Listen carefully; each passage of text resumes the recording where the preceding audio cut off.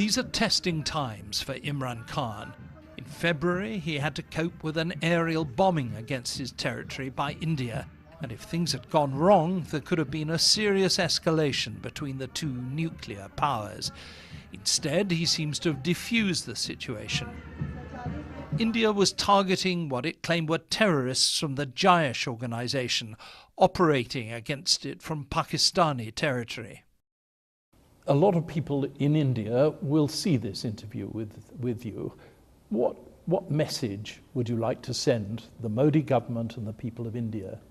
Surely the number one task of the two governments should be, how are we going to reduce poverty? And the way we reduce poverty is by settling our differences through dialogue. And there is only one difference, which is Kashmir. It has to be settled. The Kashmir issue cannot keep on boiling like it is, because anything happening in Kashmir through a reaction to the oppression which is taking place in Kashmir, it will be palmed off on Pakistan. We would be blamed, and tensions would rise as they have arisen in the past. So if we can settle Kashmir, the benefits of peace are tremendous in the subcontinent. The Indian government would say you're still simply not doing enough about terrorism. We're already dismantling the organizations. As we speak, including Jaish. Including Jaish, we have taken over their madrasas, their the organizations they ran. This is the first serious effort that is being taken to disarm the militant groups. And you have the will to see it through, do you? We have the will, John, because it is for the future of Pakistan. Outside pressure or not, it is in our interest that we do not have any militant groups here anymore. Given Pakistan's nuclear weapons, India's attack last February could have led to a very dangerous conflict indeed. Imran Khan maintains he was determined to make sure Pakistan's reply was strictly limited. Once you respond, no one can predict where it can go from there.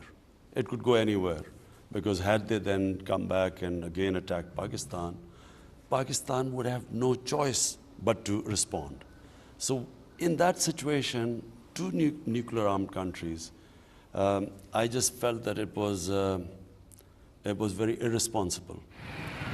Last October, there was trouble in the streets right across Pakistan when the Supreme Court acquitted a Christian woman, Asia Bibi, who'd been sentenced to death for blaspheming against the Prophet Muhammad.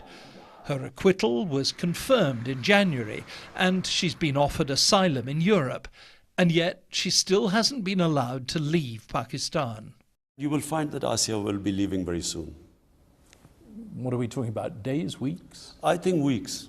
We're talking about weeks. Is that your decision, to let her go? There's a little bit of a complication, and I can't speak on the media about it, but I can assure you she's safe and she will be leaving in weeks.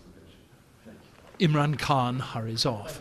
Following him, the officer carrying, I was told, the briefcase which holds Pakistan's nuclear codes. John Simpson, BBC News, Islamabad.